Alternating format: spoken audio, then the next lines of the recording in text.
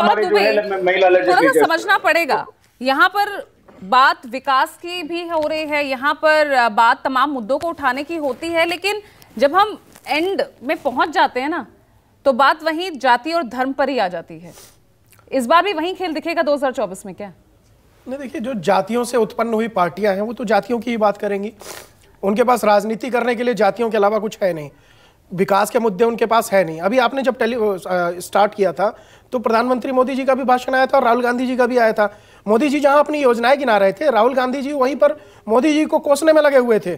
और वही संस्कार कांग्रेस के प्रवक्ता के अंदर दिख रहा है कि जो मोदी जी को कह रहे हैं उनको कर्मों का हिसाब देना पड़ेगा, और उसकी वाहवाही समाजवादी पार्टी करती है कि बड़ा अच्छा बोला।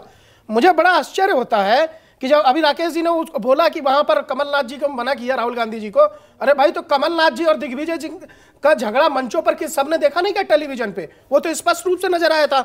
अब रही बात जहां तक ओबीसी की, अगर आप बात कर रहे हैं कि प्रधानमंत्री अगर ओबीसी का नाम लेते हैं, ओबीसी अपनी बात करते हैं, तो चिढ़ क्यों होती है? मतलब अखिलेश यादव जी ओबीसी होकर के मुलायम सिंह यादव मुख्यमंत्री हो सकते हैं, अखिलेश यादव हो सकते हैं, और आरजेडी के अंदर लालू यादव हो सकते हैं, तेजस्वी यादव हो सकते हैं, और राबड़ी देवी हो सकती हैं, तो वो दिक्कत नहीं है। लेकिन प्रधानमंत्री नरेंद्र मोदी अगर ओबीसी की बात कर दे तो भैया वो अपनी जाति क्यों बता रहे हैं? अभी जैसे हमारे आरजेडी के भाई साहब ने बोला कि देवगौड़ा जी का नाम लिया कि देवगौड़ा जी को हमने पिछड़ा जाति का प्रधानमंत्री बनाया था।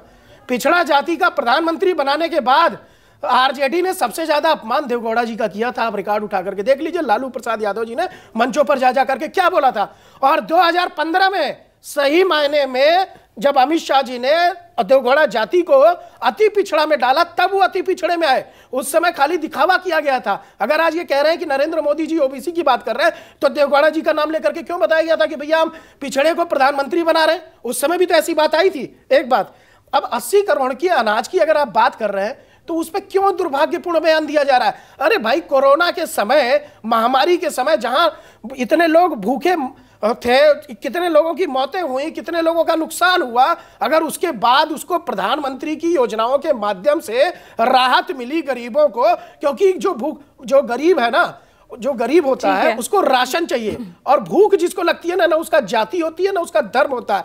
तो 80 करोड़ योजना उन्हीं लोगों के लिए है। उसके अंदर ये नहीं देखा गया भैया कि आप यादव समाज से आपको दिया जाएगा, आप इस समाज से हो, इस समाज से नहीं दिया जाएगा। इस प्रकार का भेदभाव उस राशन योजना के अंदर नहीं दिया गया, जिसकी तारीफ पूरा विश्व करता है जिस योजना की, उसको इनको भी तारीफ करनी चाहिए विपक्षी दलों की।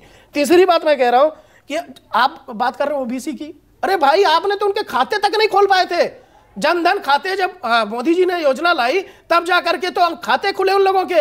भाई, इतनी बड़ी ओबीसी वर्ग का आपने ध्यान दिया था? उनको पैसे आप कैसे डालेंगे? पैसे उनके अकाउंट में कैसे जाएंगे?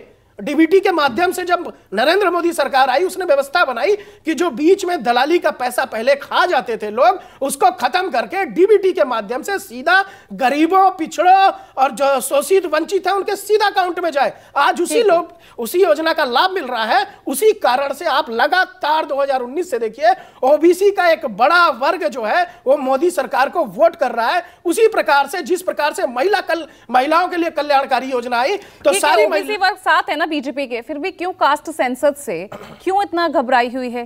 क्यों जमीन हिलती हुई नजर आ रही है? नहीं, घबराने की बात नहीं है। देखिए, जब मोदी जी कह रहे हैं मंच से जाकर के, रैलियों में साफ साफ कह रहे हैं कि भाई जो गरीबी है उसकी कोई जाति नहीं होती, तो ये तो सबसे बड़ा सच है। ये जो जाति के आधार पर पार्टियां बनी है वो उसको स्वीकार नहीं कर पाएंगी, क्योंकि उनका अस्तित्व तो वहां पर खत्म हो जाएगा।